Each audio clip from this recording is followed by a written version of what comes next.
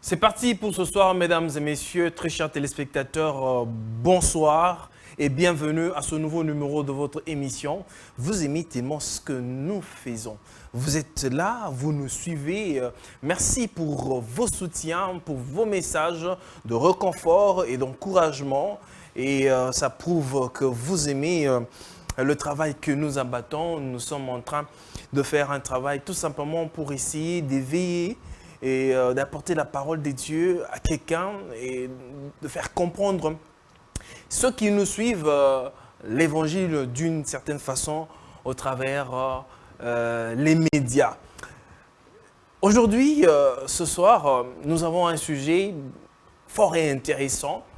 Nous allons devoir parler sur qui est le messager de Laodicée. Parce que chaque religion aujourd'hui en République démocratique du Congo a une certaine façon d'appréhender ou une façon d'écrire ou bien de présenter, mais d'expliquer les Écritures. Mais nous voulons sur ce plateau interroger la Bible, qui est le livre par excellence du chrétien, afin de comprendre dans quel temps nous nous situons et dans quel âge sommes-nous et qui doit être si et seulement si, il faut qu'il y ait un messager du temps de la fin. Alors, sur ce plateau, aujourd'hui, j'ai deux invités. Avec eux, nous allons devoir parler sur ce sujet. Nous avons l'homme de Dieu qui nous fait honneur depuis un certain temps à Kinshasa. Il nous vient de Brazzaville. Lui, c'est le docteur Boris Mbota qui est sur ce plateau. Il n'est pas seul, il est avec son co-débatteur, qui est le docteur Nicolas, avec qui ils vont débattre sur ce sujet. À qui je dis bonsoir et bienvenue, docteur. Bonsoir, bien-aimé. Vous allez bien? Je vais très bien, par la grâce du Seigneur. Très bien. Alors, docteur Boris, vous allez bien? Je vais bien par la grâce de Dieu. Très bien.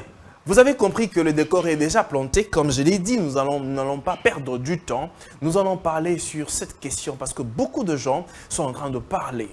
Est-ce qu'il faudrait qu'il y ait un messager pour Laodicée? Est-ce qu'il y a un âge qui s'appelle Laodicée? Nous devons découvrir, apprendre tout ça sur le plateau avec les éminents hommes de Dieu qui sont aujourd'hui sur ce plateau. Alors, je donne la parole à l'homme de Dieu, Boris Mbota, le messager du temps de la fin.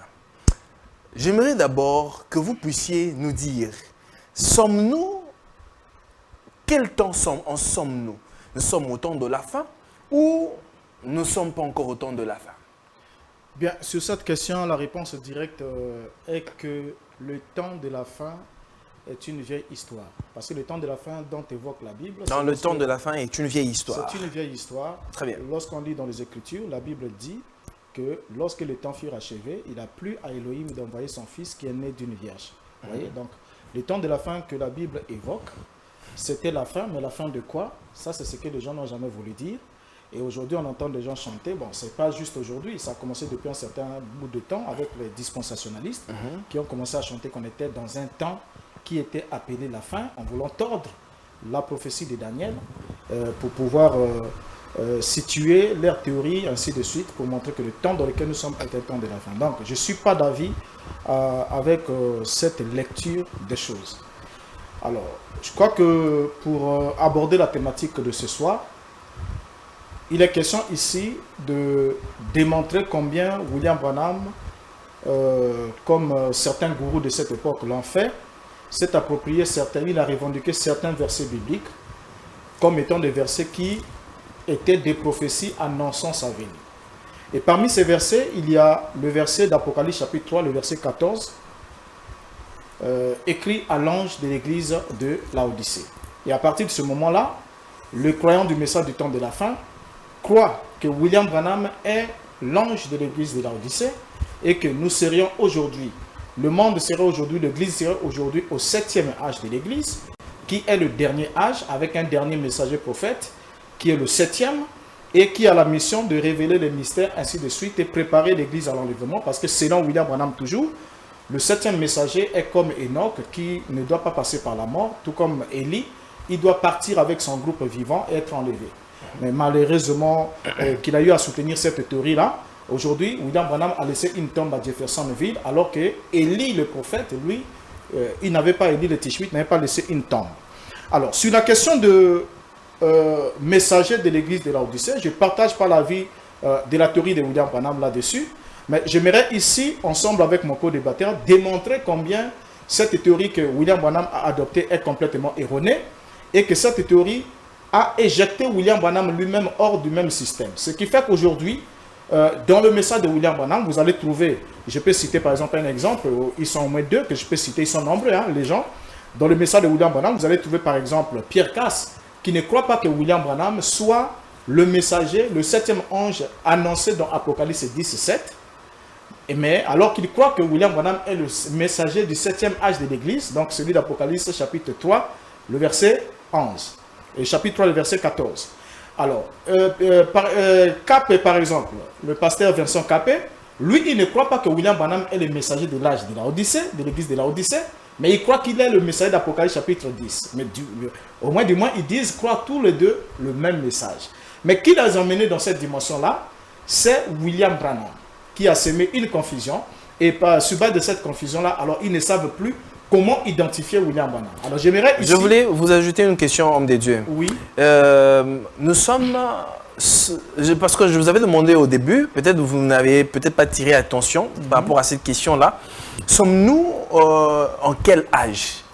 Nous ne sommes pas dans un âge. Nous ne sommes pas dans un âge. Nous ne sommes pas dans un âge précisément parce que la théorie des âges, c'est une théorie qui a été inventée récemment. C'est même de ça que nous sommes en train de vouloir parler. Très bien. C'est une théorie qui a été inventée récemment. Et je crois que lorsqu'on abordera même le second sujet, c'est là où on aura réellement la réponse à un sujet, le prochain sujet, quand on parlera de la venue du Seigneur.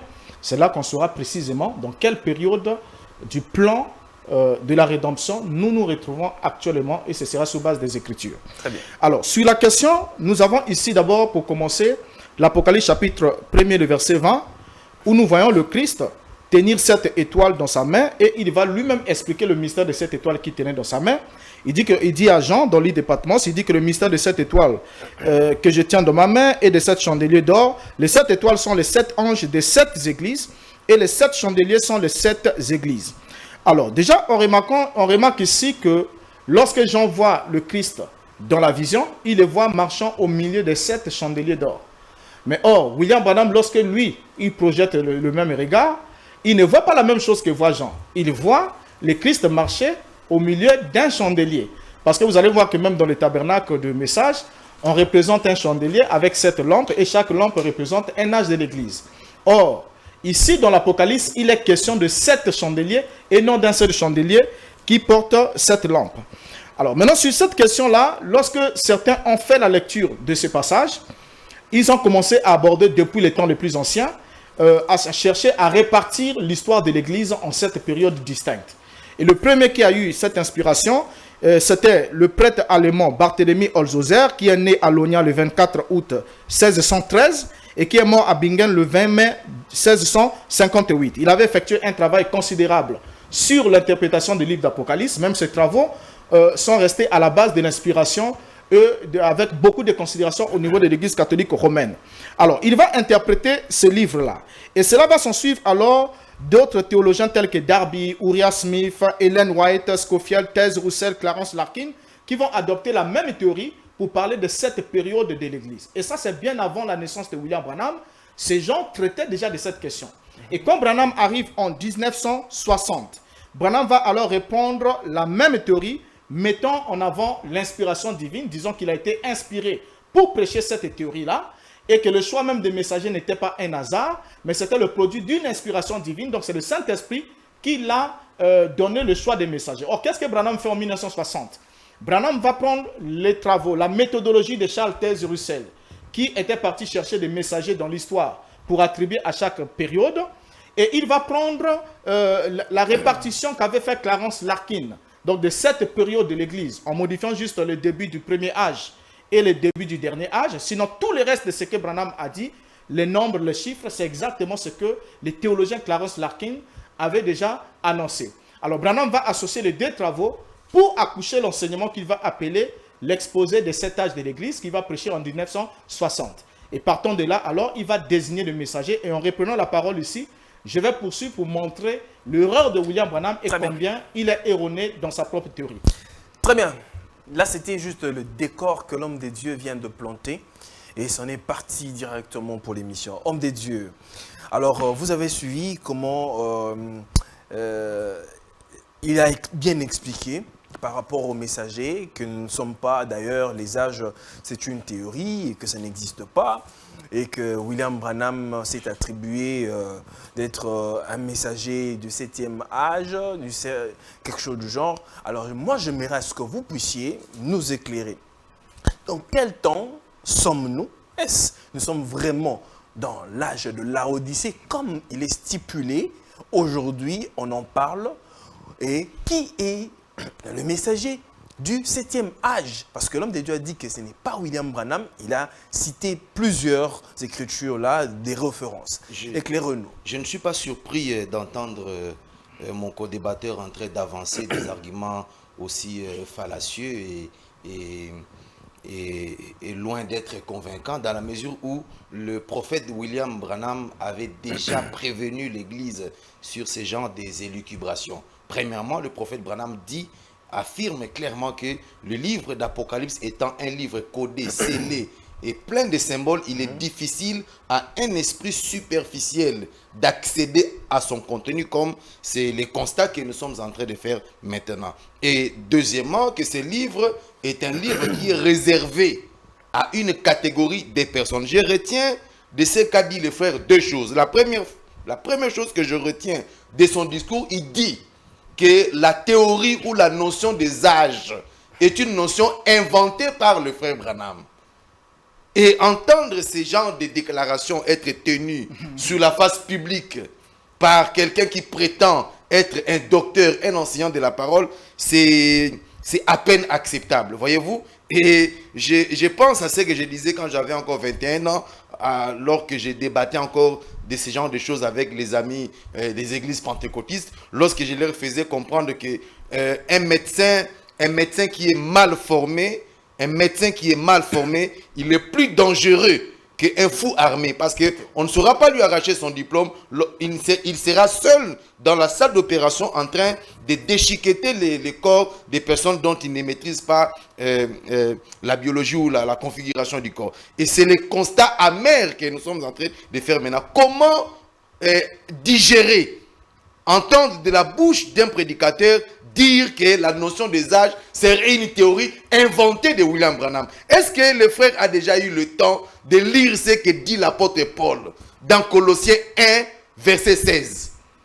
Est-ce qu'il a déjà eu le temps de lire que dit Colossiens? Mais c'est quand même gravissime d'entendre ce genre de choses. Écoutez ce que l'apôtre Paul dit dans Colossiens chapitre 1, verset 15 à verset 25 à 26. Il dit: c'est de elle que j'ai été fait ministre, selon la charge que Dieu m'a donnée auprès de vous, afin que j'annonçasse pleinement la parole de Dieu, virgule, le mystère caché de tout temps et dans tous les âges, virgule, mais révélé maintenant à ses saints.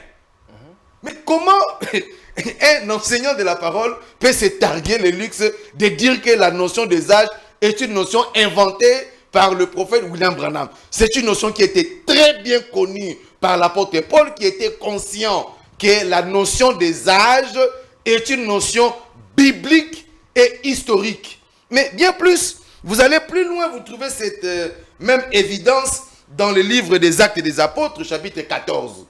Dans ces chapitres, on vous dit clairement que, au verset 16, on vous dit: Dieu, dans tous les âges passés, Dieu, dans tous les âges passés, a laissé toutes les nations suivre leur propre voie. Okay. Et donc, dire devant les gens que la notion des âges est une notion qui a été inventée par le prophète William Branham, c'est méconnaître carrément aussi bien l'histoire de la rédemption que les vérités de la Bible, parce que l'apôtre Paul et tous les apôtres soutiennent carrément le contraire. Je comprends la difficulté que le frère a de cerner la notion des âges, Parce que le livre d'Apocalypse lui-même est un livre codé. La problématique, je l'ai entendu faire la comparaison entre les 7 chandeliers et les 7 lampes.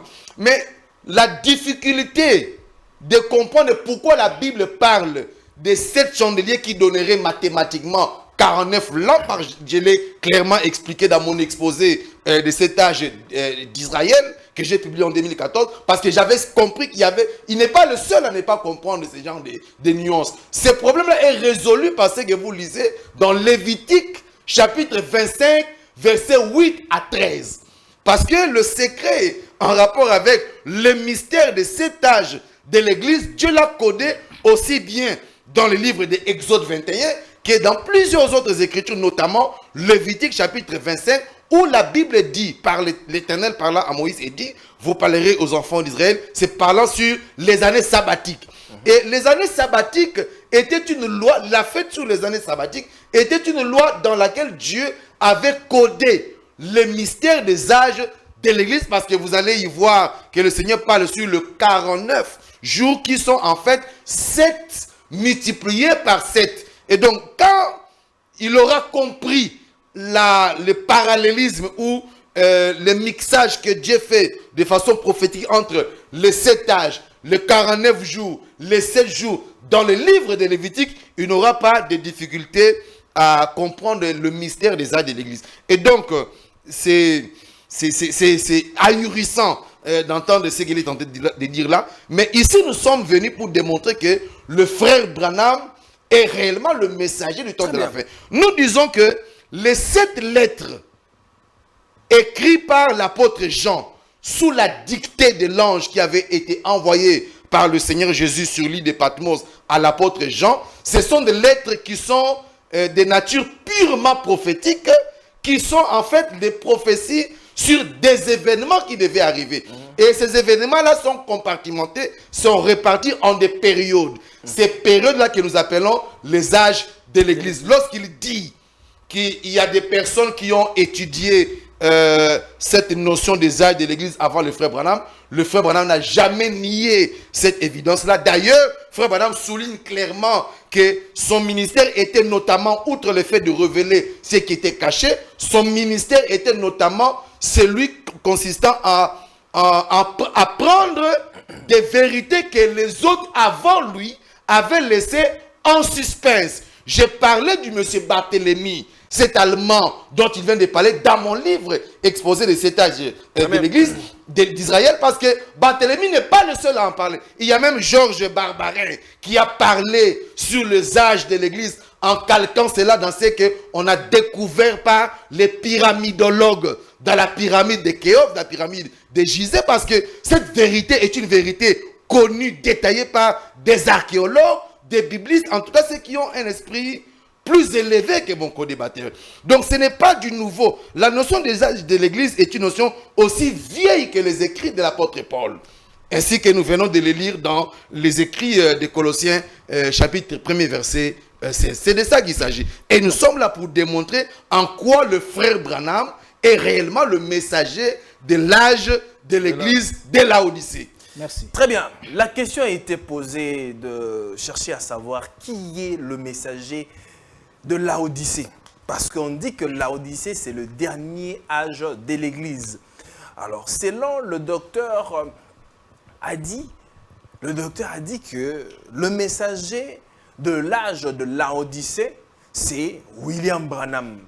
Mais le docteur Maurice Mota refute, il dit que d'ailleurs les âges n'existent pas naturellement et William Branham n'est pas aussi le messager. Homme de Dieu, vous avez suivi, il a soutenu, le docteur Nicolas a bien soutenu que les âges sont bel et bien bibliques et que William Branham était le messager du temps de la fin. Il a aussi donné des références. Bien, je l'ai écouté, heureusement qu'il s'est rattrapé un peu vers la fin, puisque quand je parlais au début, c'est comme s'il ne m'écoutait pas parce qu'il était plongé dans la lecture, il ne me suivait pas. Je n'ai pas dit ici que William Branham est le premier à avoir évoqué la théorie des âges de l'Église. Je l'ai bien soutenu et vous avez même cité que c'est le prêtre allemand qui était le premier à faire ce travail. Là, nous sommes depuis le XVIIe siècle. Et que les dispensationalistes ont pris les relais jusqu'à ce que William Branham est venu faire le mixage entre les travaux de Charles Taze Russell et les travaux de Clarence Larkin et vous ne pouvez pas les nier, vous savez cela très bien. Alors, en prenant le verset que vous avez lu, au fait, je ne sais pas si, au fait, c'est pourtant écrit en français, hein, vous avez parlé du mystère caché dans tous les âges. Et quand vous parlez de l'âge, est-ce que vous pouvez définir ce que c'est un âge? Je ne parle pas de l'âge, je parle des âges. Le mystère caché dans tous les âges est révélé. Exact. Là, Paul est en train de situer les âges dans un temps passé. Exact. Est-ce que vous comprenez? Exact. Il est situé dans un temps passé, donc c'est la période qui s'écoule entre le début. Donc c'est une période de temps qui s'écoule entre le commencement d'une chose et une date donnée. Là, Paul le place dans le passé. Ici, ça ne soutient pas qu'il y ait des âges futurs, antérieurs ou postérieurs au propos de l'apôtre Paul. Voilà. Alors, donc, quand vous descendez aussi dans Actes chapitre 14, là c'est même précisé, Dieu dans tous les âges passés. Exact. Ok? Alors, donc ça c'est un problème classé. J'aimerais qu'on suive ensemble avec vous. Vous avez déclaré ici sans rire que William Branham est le messager du 7e âge de l'Église. Je ne sais pas si ce sont vos propos à vous ou c'est moi qui vous les prête. Maintenant, je vais vous démontrer avec les théories de William Branham, le propos de William Branham, qu'il n'en est pas ainsi et qu'il a enseigné tout et sauf rien de vrai. Donc William Branham lui-même a refuté qu'il était William le messager. Branham lui-même a établi une théorie qu'il a éjectée loin de sa propre théorie. Et nous allons le démontrer ici. Très bien. Alors, la première des choses, c'est d'abord savoir comment commence un âge de l'Église. Vous savez, je n'aimerais pas vous montrer le plan, comment Branham le dit, je vais sauter ça, et quand vous allez prendre la parole, vous allez nous dire comment commence un âge de l'Église. Comment vous allez sauter ça? Nous voulons c'est une question qu'aucun prédicateur du message du temps de la fin a pu répondre jusqu'à la date d'aujourd'hui. Il parle des âges de l'Église, mais il sera incapable, absolument incapable jusqu'à ce qu'on quitte ce plateau. Je lui donnerai la réponse à la fin, puisqu'il ne saura pas de répondre, comment commence un âge de l'Église. Alors, je vais avec William Branham. William Branham va nous dire ce qui suit. Je vais vous aider quand même. Je sens déjà que ça vous pose un problème. William Branham donne le commencement, le plan du commencement d'un âge de l'Église dans le message intitulé Le Premier Sceau. Au paragraphe 63, très bien. Nous sommes là dans l'année 1963. Il dit ce qui suit. Remarquez ce qui se passe alors que nous continuons. En voici le plan. La première des choses qui se passe, c'est qu'il y a d'abord une annonce dans les cieux. Qu'est-ce qui se passe? Un sceau est ouvert. Qu'est-ce que c'est? Un mystère est dévoilé. Voyez? Et quand un mystère se dévoile, alors une trompette sonne, ça déclare une guerre, un flot est déversé et un âge de l'Église commence. Donc là, William Branham nous montre qu'un âge de l'Église commence avec l'ouverture d'un sceau au ciel. Le messager, il va continuer plus loin. Il dit le messager saisit le mystère qui n'est pas encore pleinement révélé. Ensuite, il proclame la trompette et ça engage un âge de l'Église.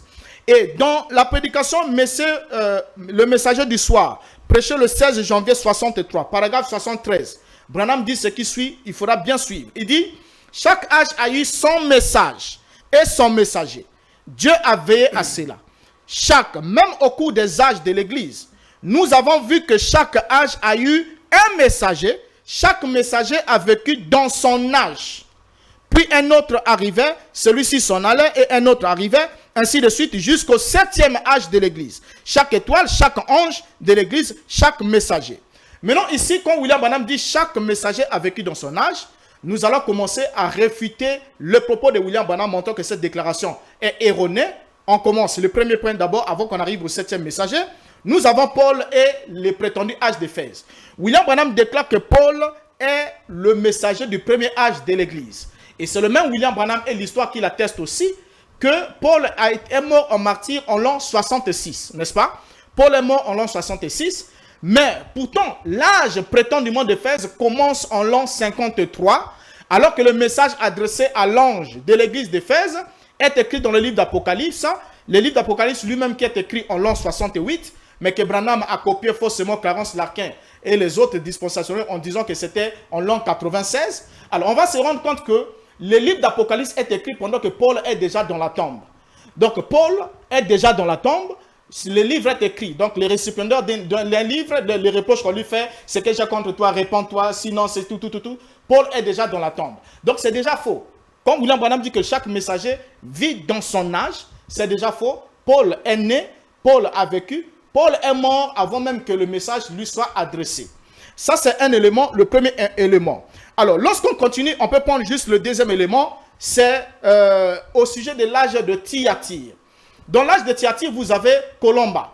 Or, Saint Colomba, selon William Branham dit que Saint Colomba est le messager de l'âge de Thyatire. L'âge qui commence de l'an 606 et qui va jusqu'en l'an 1000, je crois 400 et quelques ou 500 et quelques. Mais qu'est-ce que nous constatons? Nous constatons que Colomba est né, il a vécu et il est mort 9 ans avant le début de l'âge qui lui est assigné. Je ne sais pas si vous avez déjà pu régler ce problème-là. Vous comprenez par là que William Branham était faussement inspiré. Parce que chaque messager vit dans son âge. Mais Colomba est né, il a vécu, il est mort 9 ans avant le début de l'âge qui lui est assigné. Alors, comment commence un âge de l'Église? C'est par la proclamation d'un message par un messager. Mais le messager de l'âge de Thyatire est né, il a vécu, il est mort 9 ans avant le commencement de l'âge qui lui est assigné. C'est une erreur monumentale et de taille. Alors, on arrive maintenant dans ce prétendu âge de l'Odyssée. William Branham dit que l'âge de l'église de l'Odyssée commence en 1906. Il dit cet âge dans lequel nous vivons a commencé en 1906. N'est-ce pas? Mais malheureusement, cet âge de l'Odyssée qui commence en 1906 a commencé, et vous nous dites aujourd'hui que William Branham qui a commencé son ministère dans les années 30 et jusqu'à ce qu'il prêche dans les années 60 et il reçoit la révélation prétendument en 63, que c'est lui qui est le messager de l'église de l'Odyssée. Mais comment est-ce que l'âge peut commencer sans messager? Ce n'est pas possible. Or, William Branham, quand il a prêché... Une minute, voilà, quand William Branham a prêché les 7 âges de l'église, William Branham n'a pas hésité de désigner un messager pour chaque âge.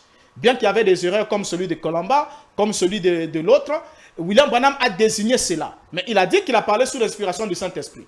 Mais le jour que William Branham prêche sur le messager ou l'âge de l'église de l'Odyssée, William Branham n'a jamais pu désigner le nom du messager comme il a fait pour les autres âges.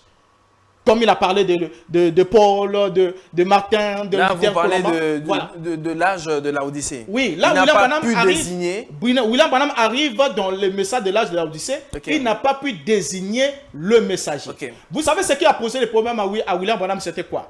Lorsque William Branham traite la question du 7e âge, il traite la question du 7e âge de l'Église, William Branham va se rendre compte que le 7e ange était l'ange le plus blâmé de tous. Il était pauvre, aveugle, misérable, nu. Et ne le savait pas. Il se vantait de tout. Et quand Branham a vu cela, il s'est dit, mais si je m'identifie à ça, c'est compliqué. Et d'où Branham, quand il a prêché, même quand il a fini de prêcher les âges de l'Église, Branham n'a pas mis son nom, ni le nom de la 7e étoile. Qu'est-ce qui va se passer? C'est en janvier 61 qu'un petit enfant, presque à la maternelle, le petit Willy, qui va un jour prendre l'écritoire et qui va partir au tableau et va mettre le nom de Branham sous la 7e étoile. Et quand Branham va voir ça, il va apprécier. Il va dire non, je ne vais pas être prétentieux, tout ça là. Très bien. Et il va apprécier et il va adopter cela. Très et jusqu'à aujourd'hui, nos amis prêchent que Branham est le messager de l'âge de l'Odyssée, mais c'était la révélation d'un petit enfant qui savait juste écrire le nom de Branham et qui l'a placé là. Merci. Merci beaucoup, homme de Dieu. Reverend. Alors, vous avez suivi comment les explications viennent d'être données. Comment est-ce que William Branham, quand il était en train de mettre en place les âges de l'Église, et vous devez aussi nous expliquer comment les messagers ne se trouvaient pas, parce qu'un messager doit être vivant, mais comment se fait-il qu'on remarque que les messagers sont déjà passés après, c'est alors que William Branham marque un âge quelconque. Et puis, comment est-ce que, quand il s'agit de l'âge de la Odyssée, William Branham ne s'identifie pas comme l'homme de Dieu vient de le dire? Pouvez-vous nous éclairer les téléspectateurs qui nous suivent en ce moment? Qu'il soit premièrement noté qu'il ne nous a pas donné des citations bibliques expliquant comment les âges commencent. Les seuls arguments dont il se sert pour expliquer aux téléspectateurs comment les âges commencent, il les puise des écritures des frères Branham. Parce que dans la Bible, il ne les a pas. Je crois pas la théorie des âges. Donc, un instant. Okay. Donc, il n'a pas des écritures qui lui expliquent, qui lui apprennent comment les âges de l'Église commencent ou comment les âges passés commencent. Et ça, il faut que ça soit noté. Les seuls arguments qui lui servent d'inspiration pour comprendre comment les âges commencent, ce sont les écrits des frères Branham. Mais est-ce que un enseignant de la parole devrait se servir des fragments des Écritures qu'il ne maîtrise que superficiellement pour tirer des conclusions aussi hâtives? Parce que cette problématique a été réglée par le frère Branham lui-même, dont il se sert pour donner la lumière sur quand et comment se terminent les âges de l'Église. Mais entendez ce qu'il venait de dire, argumentant sur les 2 versets qui parlent sur les âges il vous dit que ce sont des âges en rapport avec le passé. Il sous-entendrait par là que dans le futur ou dans le présent, la théorie des âges aurait disparu.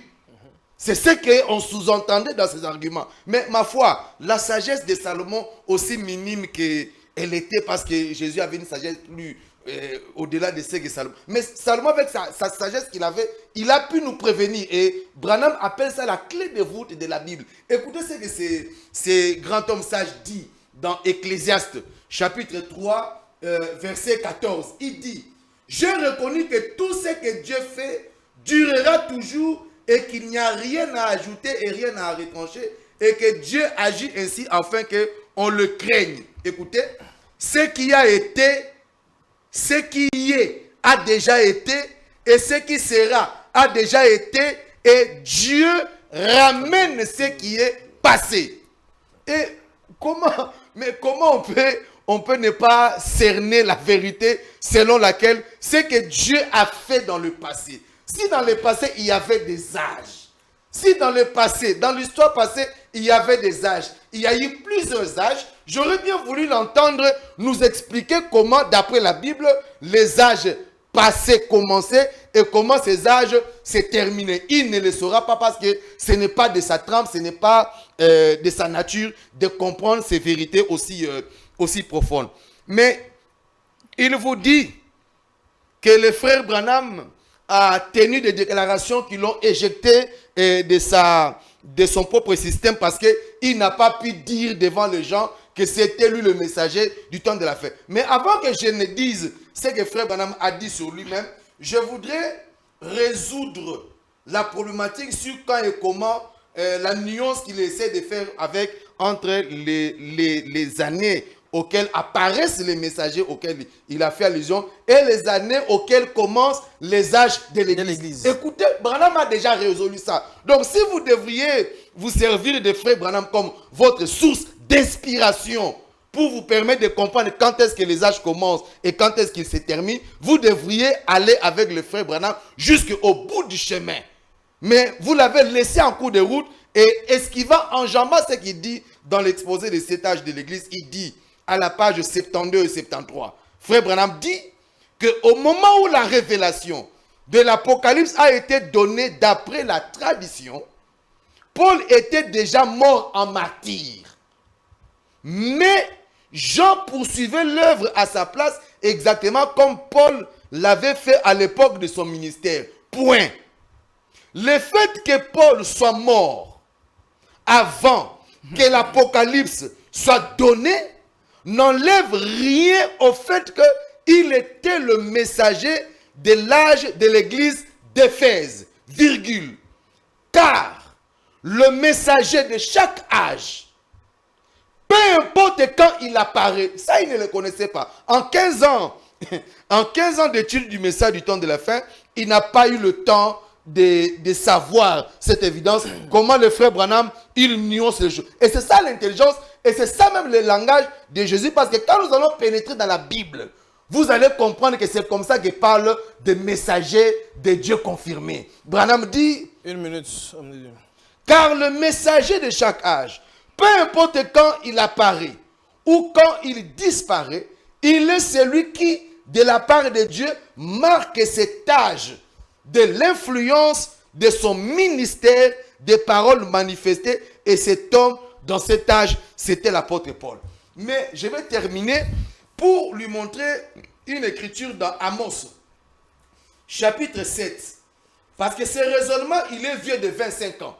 Lorsque j'étais encore jeune, j'avais 21 ans, j'ai entendu un prédicateur pentecôtiste réfléchir exactement comme ça. Et jeune de 21 ans, et je me souviens de cette écriture où un prophète s'est éjecté de sa propre chaise prophétique. C'est le prophète Amos, que vous connaissez probablement bien. Écoutez ce qu'il dit dans ce qui est écrit dans Amos, chapitre 7, verset 14. Cet homme dit, Amos répondit à Amtsia, je ne suis ni prophète, ni fils de prophète, mais je suis berger et je cultive des sycomores. Bien. Le fait pour un prophète de nier sa qualité de prophète ou de se refuser d'écrire là-bas au mur que c'est moi le messager n'enlève en rien en lui la qualité du prophète. Nous sommes ici pour démontrer que Branham n'avait pas la caractéristique des prophètes parce qu'il y a plusieurs hommes de Dieu qui ont nié la qualité dont ils étaient revêtus. Il y a non seulement il y a Amos, il y a aussi le prophète Jean-Baptiste qui avait le même caractéristique. Très bien, merci. Homme de Dieu. Donc, Homme de Dieu. ici, oui. Je voulais poser une question. Oui. Et puis, vous allez peut-être ramasser ce qu'il a dit. Il n'y a pas de problème. Vous ne trouvez pas peut-être que dans les manières des dieux, et les hommes de Dieu n'aiment vraiment pas s'identifier d'une certaine façon et veulent peut-être être simples? Parce qu'il vient de lire l'Écriture, l'homme de Dieu ne s'est jamais identifié d'une certaine façon, mais plutôt les œuvres l'identifient automatiquement, étant peut-être serviteur de. Ça, ce sont des échappatoires qui n'ont aucun fondement. Aucun fondement. Éclairez-nous. Lorsque Jean-Baptiste a dit, lorsqu'on lui pose la question s'il était le prophète, il était Élie, s'il était le Christ, Jean a réfuté toutes les trois questions qui lui ont été posées. C'est Jésus qui avait dit plus tard il a que réfuté, c'était Élie il a réfuté toutes les trois questions. Pourquoi? Parce qu'il savait ce qu'il y avait dans la tête des pharisiens.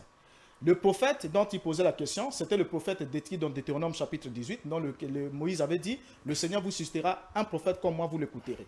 Or, le prophète là est identifié à Christ.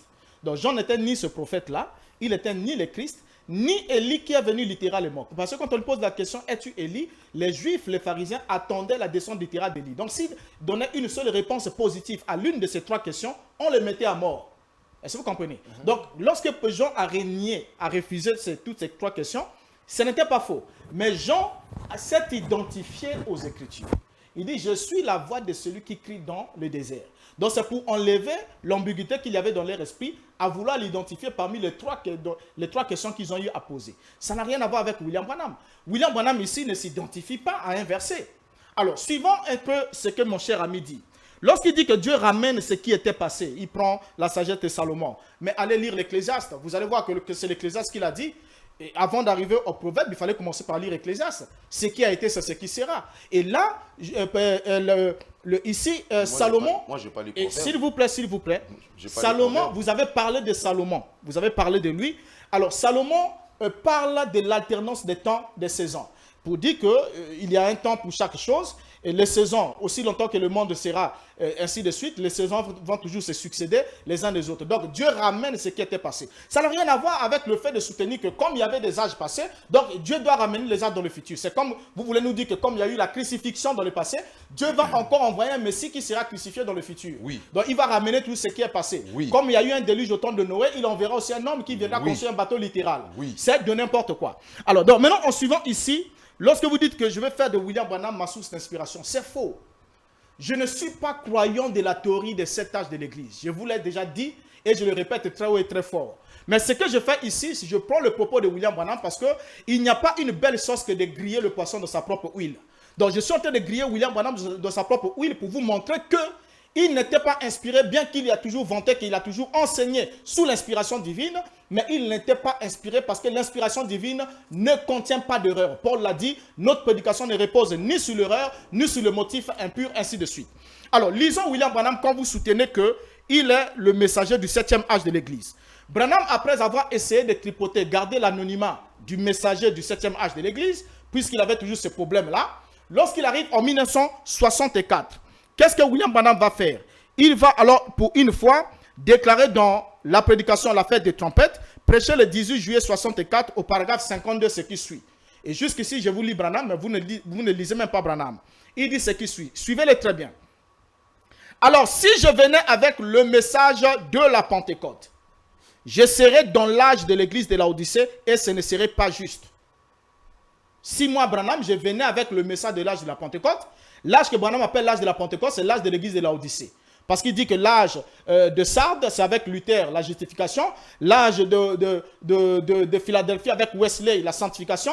Et l'âge pentecôtiste, c'est de Laodicée, avec le baptême du Saint-Esprit. Et William Branham déclare ici que si je venais Il dit bien, alors si je venais avec le message de la Pentecôte, je serais dans l'église, dans l'âge de l'église de Laodicée, ce ne serait pas juste. C'est pour cette raison que Wesley ne pouvait pas apporter le message de Luther. Luther était dans un âge et Wesley était dans un autre âge de l'église. Alors, quand Branham va alors terminer l'année 1965 en notant le voile sur l'identité du 7e messager. Et vous ne l'avez pas suivi jusqu'à là. Vous êtes resté avec la réflexion du petit Willy pour garder dans votre esprit que Branham est le 7e messager, même quand il dit ici que ce ne serait pas juste pour lui d'apporter le message à l'église de Laodicée. Puisque déjà, l'âge de Laodicée commence, Branham n'est pas encore né. Et là, vous n'avez pas résolu ce point parce qu'un âge de l'église commence par la proclamation du message par le messager de cet âge-là. C'est comme ça que Branham dit qu'un âge de l'église commence. Et vous ne pouvez pas réfuter ça, ni corriger cela. Alors, Branham va alors dire le 28 novembre 1965 ce qui suit. Dans la prédication, le seul lieu d'adoration auquel Dieu a pourvu. Le paragraphe 91. Lisons-le attentivement. Là, nous sommes quelques semaines avant la mort de William Branham. Il va dire ce qui suit. Eh bien, les pentecôtistes, ce frère-là, je crois il était borgne, un frère de couleur, qui en réalité a commencé le message pentecôtiste en Californie, sur la vieille rue Azusa. On s'est ri de lui parce qu'il était nègre. On s'est moqué de lui, mais il a apporté un message pour cet âge. Ce n'était qu'un petit homme qui ne pouvait à peine écrire son propre nom. Mais le Seigneur avait révélé que c'était là l'âge de la restauration des dons et ceux-ci sont venus. Et là, William Branham parle de qui? Il parle de William Joseph Seymour, l'Afro-Américain, initiateur du mouvement pentecôtiste en 1906 dans la rue Azusa. Et j'aimerais souligner encore un élément en passant, pour s'adresser aux disciples de Kakou Philippe, par exemple. Oui, de Kakou Philippe, par exemple, qui ont voulu reprendre cette expression-là pour dire non, Kakou a eu la révélation pour montrer qu'en principe, le messager du 7e âge de l'Église, c'est l'Afro-Américain. Mais moi, j'en ai déjà parlé avant que Kakou n'en parle en 2022 ici. Moi, j'en ai parlé en 2017. Et j'ai même cela dans ma chaîne YouTube, Renaud Boris Mota. Vous allez sur YouTube, Renaud Boris Mota. J'en ai fait même une émission en 2019 démontrant que William Branham n'était pas le messager du 7e âge de l'Église selon sa propre théorie. Donc ici, William Branham vient de nous montrer que c'est William Joseph Seymour qui est le messager du 7e âge de l'Église. Alors entre vous et William Branham, qui déclare d'abord que s'il vient avec le message de l'âge de l'Odyssée, ce ne serait pas correct, il serait dans l'âge de l'Église de l'Odyssée. Et ici, il vient de nous le dire. Nous dit que ce n'est pas lui, bien qu'il a dit aussi des mensonges que cet homme ne pouvait pas écrire son nom, parce que c'est un homme comme lui qui a fait des études, il était diplômé en théologie, donc il savait bien écrire son nom, donc William Branham ne le connaissait pas très bien qu'il n'a pas voulu citer son nom. Mais Branham vient d'identifier qui est le messager de l'âge de l'Odyssée selon sa propre théorie. Je dis bien selon sa propre théorie. Très bien, peut-être la régie va devoir nous aider avec l'image de William Seymour et William Branham ensemble, oui. Homme de Dieu. Alors, vous avez suivi l'intervention de l'homme de Dieu, Boris Mota. Oui. Il a dit que William Branham est le vrai messager de l'Odyssée, ou bien le vrai messager, c'est il faut d'abord noter, William Seymour. Il faut d'abord noter... et il s'est aussi écarté. Il faut d'abord noter le constat malheureux dont les téléspectateurs sont témoins de voir que le frère est resté totalement silencieux devant ce que dit le prophète Amos au chapitre 7, verset 14, et il va plutôt glisser verset dans ce que je n'ai pas développé sur Jean-Baptiste.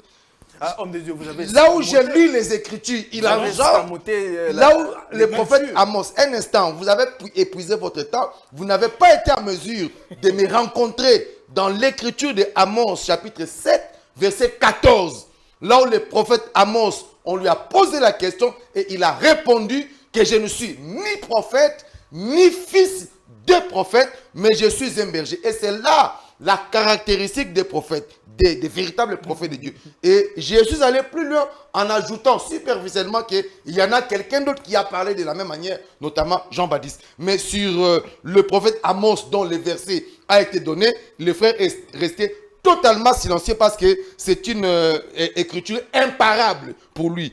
Et pendant que moi je lisais Ecclésiaste chapitre 3, verset 14, qui est une reproduction de Ecclésiaste chapitre 1er, verset 9 à 10, lui il voyait les livres des Proverbes. Mais c'est le roi nulle part dans les Écritures, que ce soit Ecclésiaste 1, verset 9 à 11, ou Ecclésiaste 3, verset 14 à 15, le prophète Salomon dit là-bas que ce qui a été, c'est ce qui sera, et ce qui a été, qui reviendra. Il fait allusion aux saisons de pluie ou aux saisons d'automne. Il ne dit pas ça.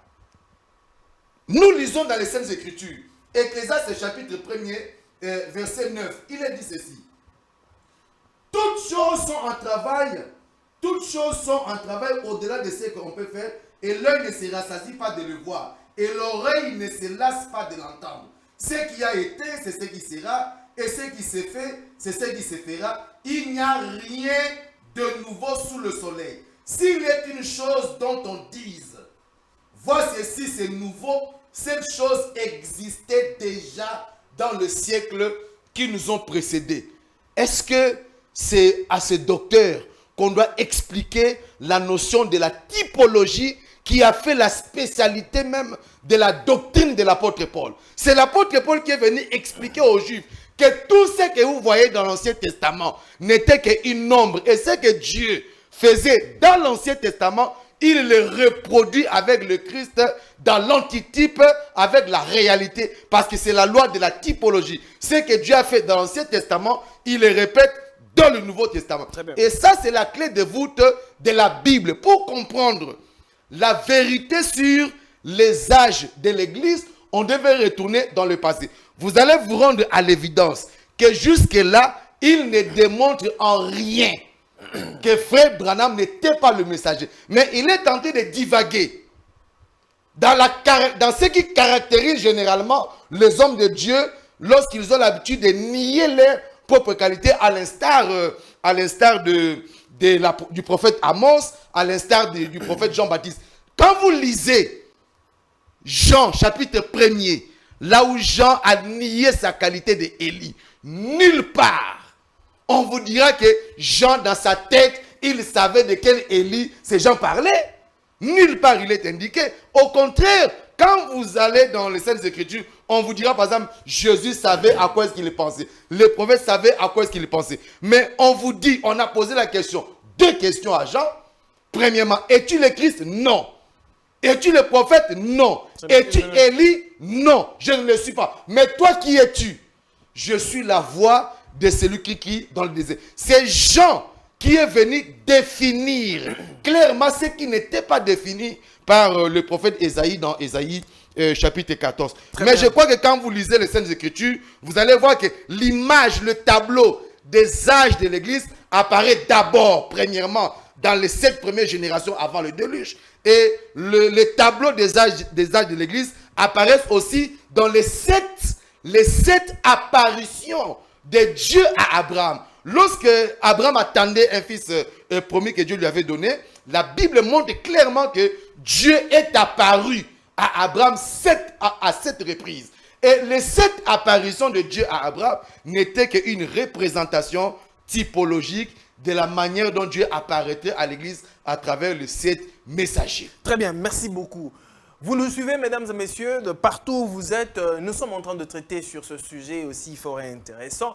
Pour l'homme de Dieu, Boris Mbota, William Branham n'est pas le messager de Laodicée. D'ailleurs, les âges n'existent pas du tout. C'est une invention montée de toutes pièces de William Branham. Alors, pour l'homme de Dieu, ici, le docteur Nicolas, il soutient à ce que nous sommes au temps de la fin et que le message, l'âge, c'est Laodicée, que le messager, c'est William Marion Branham. Les Écritures sont en train d'être données. Vous savez juger vous-même à partir de là où vous êtes l'homme de Dieu. Oui. Est-ce que c'est un problème de compréhension que vous avez ou comment? Parce que l'homme de Dieu vient de dire tout à l'heure ici, vous n'arrivez toujours pas à démontrer que William Branham n'est pas le messager de Laodicée, mais n'est pas le messager du temps de la fin. Pouvez-vous nous éclairer et les téléspectateurs qui nous suivent en ce moment afin que nous comprenions que William Branham n'est pas le messager de Laodicée? Peut-être ceux qui croient cessent de croire ainsi. Bien, mais je crois que...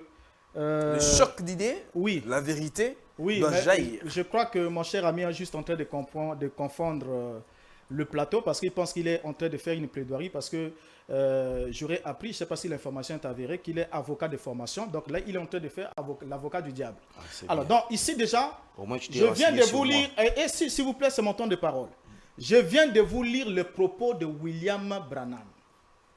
Je viens de vous lire celui que vous considérez, celui que vous représentez, celui que vous croyez être le 7e messager de l'âge de l'église de Laodicée, qui vient de vous dire, texto, que si je venais avec le message de l'âge de Laodicée, je serais dans le 7e âge de l'âge de l'église de Laodicée, ce qui ne serait pas juste. Branham s'éjecte. Parce que pour William Branham, l'âge de Laodicée, c'est l'âge pentecôtiste, avec la restauration des dons. Et il vient lui-même de vous désigner celui qui est venu avec le message de cet âge, qu'il appelle William Joseph Seymour, bien qu'il n'a pas voulu citer les noms, en les traitant juste d'un frère nègre, l'afro-américain. Pour les raisons que lui seul sait, puisque William Joseph Seymour militait pour la fin de la ségrégation raciale, et il était un militant qui militait en opposition avec les idéaux de William Branham, d'où William Branham ne pouvait pas apprécier cet homme-là. Et ce qui a fait même qu'il soit en déphasage avec Los Angeles, parce que c'était le berceau du message pentecôtiste. Alors, je vous relis encore William Branham, dans ce même passage. Là, nous sommes en 1965, un mois avant sa mort. Il vous dit, je crois que il était un homme borgne, un frère de couleur, qui en réalité a commencé le message pentecôtiste en Californie, sur la vieille rue Azusa. On s'est ri de lui parce qu'il était nègre, on s'est moqué de lui, mais il a apporté un message pour cet âge. Or, là déjà, quand nous suivons ici, c'est William Joseph Seymour qui est le messager de l'église de Laodicée, selon William Branham. Là, nous sommes à la fin de sa vie. Ce sont ses dernières paroles. Ça veut dire qu'il est devenu plus mature et il est à 1 mois de traversée. Il vient de vous enlever la confusion selon laquelle vous faisiez de lui le 7e messager, et il vient de vous rappeler que c'est William Joseph Seymour qui en était le messager. Alors, en suivant maintenant ici William Branham, vous allez comprendre avec moi qu'il n'y a pas deux messagers. Selon la théorie toujours de William Branham, chaque âge n'a qu'un seul messager parce que le Christ tient dans sa main une seule étoile.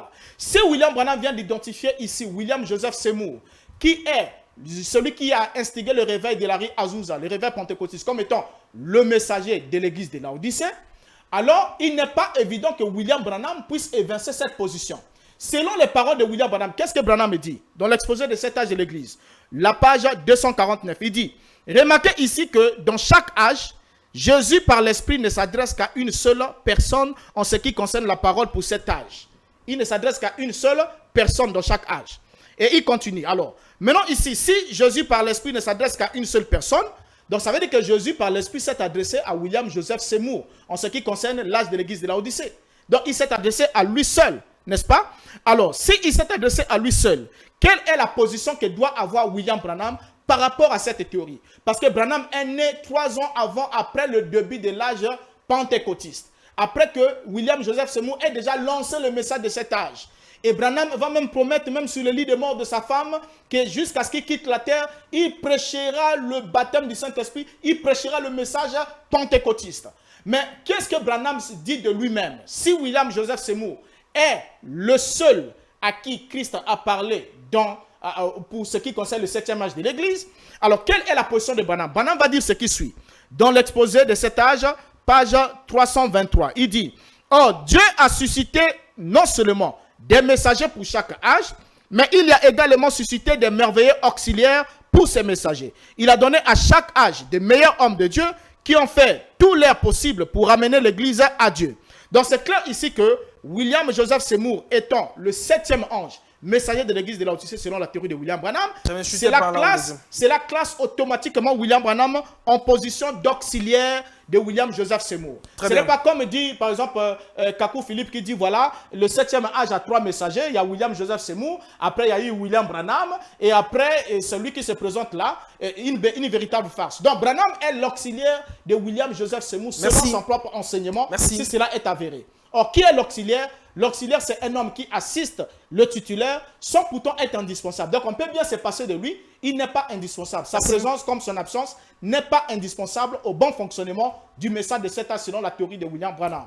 Merci, homme de Dieu. Non, il faut enlever cette histoire-là parce que cela traduit même l'ignorance. Je vous ai lu William Branham. C'est une Allez traduction à de l'encontre de ses l'ignorance propos. du messager, du message du temps de la fin, parce que le frère sait qu'il ignore. Vous voyez, quand le frère Branham dit, il y a même un chanteur qui l'a chanté de votre côté là-bas, à Brazzaville, que l'incrédulité ne voit que le gros plan, sans pourtant aller dans le détail de la vision. Ce que le frère ignore, c'est que le frère Branham, dont il se sert comme source d'inspiration, c'est le frère Branham qui a enseigné que l'âge de l'église de Laodicée, Dieu l'a divisé en deux parties. Oui, il y a le matin de Laodicée, qu'il appelle l'âge pentecôtiste, parce que Branham a enseigné que dans chaque instant, c'est Branham qui a enseigné que dans chaque Lisez âge, Branham. un instant, Lisez-le. je vais vous le lire, dans Oui. les événements Parce que vous modernes montez. rendus clairs par la prophétie, William Branham montre clairement que dans chaque âge, il y a des âges intermédiaires. D'ailleurs, vous l'avez lu, vous l'avez lu tout à l'heure là. Et Lisez-le. je vais le lire. Et frère Branham, il montre que l'âge de l'Odyssée est divisé en deux parties.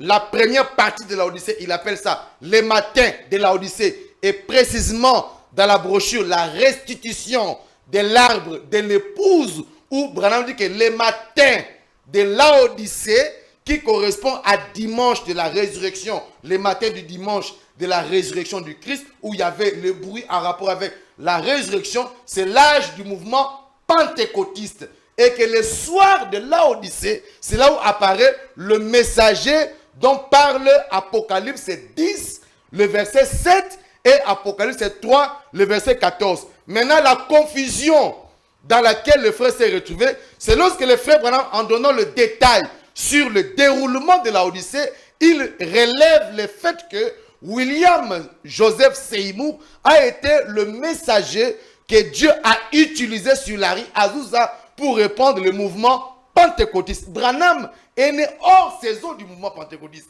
Il n'est pas le messager du mouvement pentecôtiste, mais il est le messager de l'Odyssée dans la deuxième phase. Et ça, c'est un détail que toi, tu n'as jamais appris. Et c'est déplorable qu'en 15 ans d'enseignement du message du temps de la fin, que tu n'as pas pu cerner ce genre de choses. Mais ce qui est grave en vous, c'est ce qui vous arrive aujourd'hui aurait pu arriver à n'importe quel prédicateur superficiel à l'époque de l'apôtre Paul. Parce que rappelez-vous, un maître Christ qui dit dans la Bible que je ne suis pas venu abolir la loi et les prophètes, je ne suis venu non pour abolir la loi ni les prophètes, je suis venu pour les accomplir. Mais 30 ans plus tard, on voit un Paul qui arrive et qui dit clairement aux gens que puisqu'il y a eu un nouveau sacerdoce, il y a eu abolition de l'ancienne loi et des anciennes ordonnances. On aurait l'impression qu'un Paul est en train de balayer les enseignements de Christ. Mais je crois qu'il suffit de lire les détails que Branham a donnés, ça ne vous coûtera pas beaucoup de difficultés. Mais l'Odyssée, Branham le compare à une période où il y a eu le matin l'âge de l'avion et le soir il y a eu l'âge de la fusée. Et le frère Branham, en tant que messager de l'Odyssée, il est le messager après la fin du mouvement pentecôtiste. Parce que le mouvement pentecôtiste n'a duré que 50 ans, d'après le frère Branham, de 1906 à 1956. Et au mois d'avril 56, Branham dit le mouvement pentecôtiste a rejeté son opportunité et son temps est terminé. Mais l'Odyssée, en tant qu'âge dans l'ensemble, terminera le jour de l'enlèvement. Ça, c'est un détail dont tu n'étais pas au courant. Merci. Et c'est pourquoi Branham dit que l'incrédulité ne voit que le gros plan sans pourtant aller dans le détail de la vision. Mais moi, je pense qu'il est très important que je termine en disant que, en insistant que les 7 âges de l'Église, sur base de la loi du roi Salomon, dans Ecclésiaste chapitre 3, versets 14 à 15, ce qui a été, c'est ce qui sera. Les 7 âges de l'Église apparaissent dans les 7 apparitions de Dieu à Abraham, depuis Genèse 12 jusque dans Genèse 18. Très bien. Et c'est dans Genèse 18 qu'on voit Dieu apparaître avec 2 anges. Très bien. Et ce tableau-là de Genèse 18, c'est ça le véritable type ou un des types les plus importants et les plus déterminants de l'âge de l'église de Laodicée. Et ignorer cela, Branham dit, c'est manquer même le baptême du Saint-Esprit. C'est ça la réalité. Bien. Très bien, homme de Dieu. Oui. J'ai une question pour vous. si William Seymour était le messager de Laodicée, pour vous, vous avez carrément écarté William Branham qui ne l'était pas et que plutôt c'était William Seymour, quand vous avez expliqué là.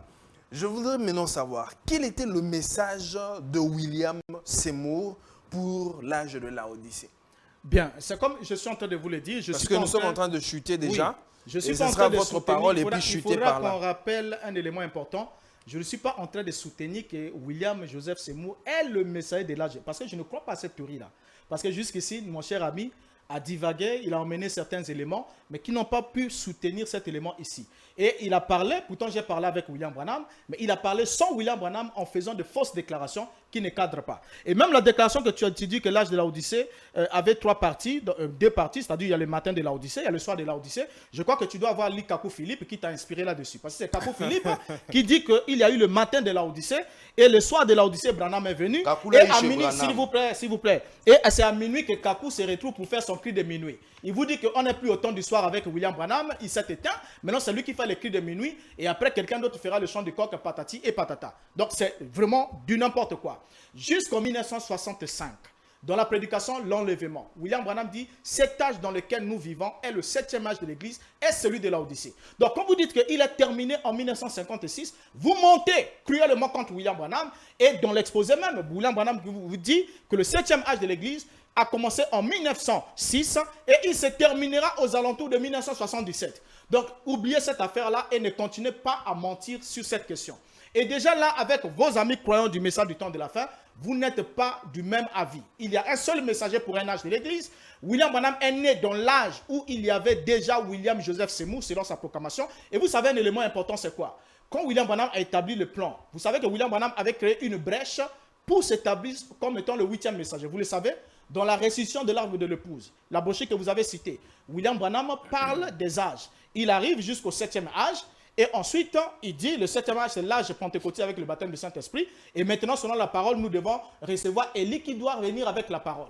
Donc, 4 grands prophètes. Il dit 4 animaux ont détruit l'arbre et l'arbre sera restauré par 4 grands prophètes. Ce qui fait qu'on n'est plus dans cette catégorie, dans cette période, on est maintenant dans 8 périodes. Et la 8e période, Branham va essayer d'inventer une histoire en 64 et 65 en disant que nous sommes maintenant dans l'âge de l'épouse. Alors, donc vous comprenez ensemble avec moi que quand vous soutenez que Branham est le 7e ange, vous êtes en déphasage avec ce que dit William Branham. Vous prétendez croire en lui, mais vous ne croyez pas ses propres propos. Quand il vous dit si je viens avec le message de l'Odyssée, je serai dans l'âge de l'Odyssée, ce ne serait pas correct. Il vous le dit. Et il vous présente qui est le messager. Et il vous montre qu'il y a un seul messager dans un âge. Donc, faire de William Branham le messager de l'âge de l'Église de l'Odyssée, selon sa propre théorie, c'est aller à l'encontre de ses propres paroles. Alors, pour terminer, chuter dans ce mot de fin, c'est juste pour vous montrer que William Branham, en enseignant les 7 âges de l'Église, il a enseigné une théorie totalement erronée parce que vous n'avez même pas touché le point de Colomba qui est né, qui est mort avant l'âge qui lui était assigné. Et on arrive à l'Odyssée, ainsi de suite. Et tous ces bazars-là que William Branham a eu à apporter. Mais à la fin, il va quand même dire que la colonne de fer est descendue en janvier 61 et a dessiné les 7 âges de l'Église pour confirmer cette bêtise alors que c'était rempli d'erreurs et rien que le plagiat qu'il avait pris chez Clarence Larkin pour enseigner chaque élément, chaque symbole qu'il a prêché, disons, dans l'exposé des 7 âges de l'Église en parlant de la révélation alors que ce n'était que le produit d'un pur plagiat.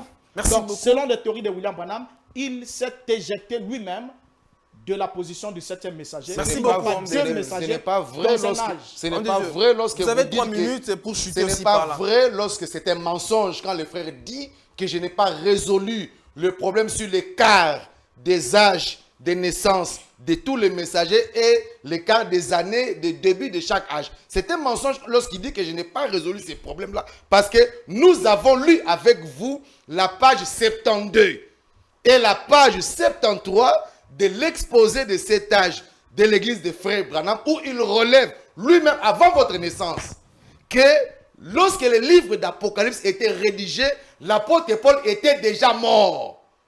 Et le fait que l'apôtre Paul soit mort avant la rédaction du livre d'Apocalypse n'enlève en rien qu'il était le messager. Parce que, un instant, parce que vous avez dit que je n'ai pas relevé ça. Oui. Vous avez menti en disant que je n'ai pas relevé ça. Et les plus pires des vices, c'est les mensonges. Et Branham a résolu ce problème-là avant que vous ne l'eussiez relevé. Et notez ici que pendant plus de 40 minutes, je vous ai présenté un prophète qui a nié sa qualité. Et vous avez évité d'en parler pendant toute l'émission. Un instant, on vous a donné la parole 2 fois pour que vous réagissiez sur le prophète Amos qui a nié qu'il n'était pas prophète. Et vous avez évité de réagir sur le fait que Amos avait nié sa qualité de prophète. Mais à la question de savoir, Amos a nié et un présenté instant, quelqu'un à la d'autre. question de savoir où est la preuve biblique que Amos a nié et présenté quelqu'un où est la preuve biblique que William Branham est le messager du temps de la fin, il y en a une légion. La première preuve biblique, c'est le type du prophète Enoch, qui était le 7e depuis Adam. Première typologie. Ecclésiaste 3,14. Deuxième élément, Genèse 18, la 7e apparition de Dieu à Abraham. Troisième typologie, les 7 eunuques qui étaient devant le roi Assuérus et qui l'ont aidé à prendre une deuxième femme en remplacement de la reine Vati lorsqu'elle était remplacée par la reine Esther. Ça, vous ne connaissez pas. Les 7 princes et les 7 eunuques qui représentaient d'une part les 7 messagers de cet âge d'Israël et d'autre part les 7 messagers de cet âge de l'Église. Donc la typologie sur les âges de l'Église sont des vérités imparables qu'un docteur de Brazzaville ne saurait jamais renverser. Et cela est d'autant plus vrai qu'il ne sait pas dire quoi que ce soit sur Amos 7, verset 14. Mesdames et messieurs, en tout cas, on ne saura pas s'éterniser parce qu'il y a beaucoup à dire sur ce plateau avec les 2 hommes de Dieu sur ce sujet. Je parie que vous qui nous avez suivis, vous avez compris, vous avez pris les éléments peut-être pour nourrir vos âmes. Vous avez été éclairés d'une certaine façon par le docteur Boris Mota ainsi que par le docteur Nicolas Kizito qui nous ont expliqué la véracité sur le messager de Laodicée. Alors pour le reste, portez-vous bien, que Dieu vous bénisse. Au revoir.